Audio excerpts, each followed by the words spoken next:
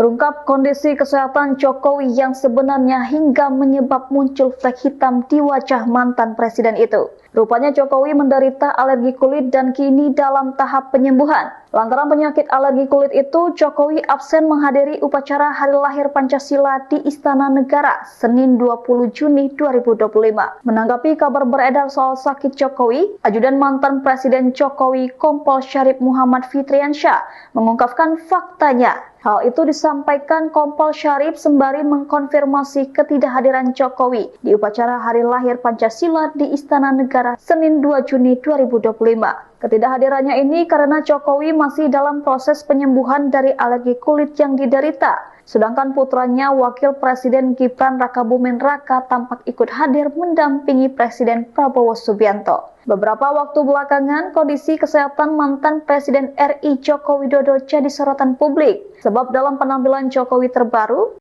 leher dan rambut terlihat berbeda dari biasanya. Tampak dalam video terbaru, Jokowi menanggapi hasil survei terkait dugaan ijazah palsunya. Tampak bercak atau flek hitam di wajah dan lehernya. Kemudian bagian rambut dan kepala Jokowi juga menjadi sorotan warganet. Penampakan tersebut sontak menarik perhatian berbagai pihak. Potongan video wawancara itu pun dibagikan ulang di berbagai platform media sosial. Salah satunya oleh Dr. Tifa yang selama ini dikenal vokal mempertanyakan keabsahan ijazah Jokowi. Dr. Tifa menduga Jokowi terkena autoimun. Bahkan dia juga menuding Jokowi seperti menyimpan beban selama 10 tahun kepemimpinannya. Cuitan tersebut hingga kini telah ditonton lebih dari 736.000 kali dan menuai ribuan komentar dari warganet. Download Tribun X sekarang, menghadirkan lokal menjadi Indonesia.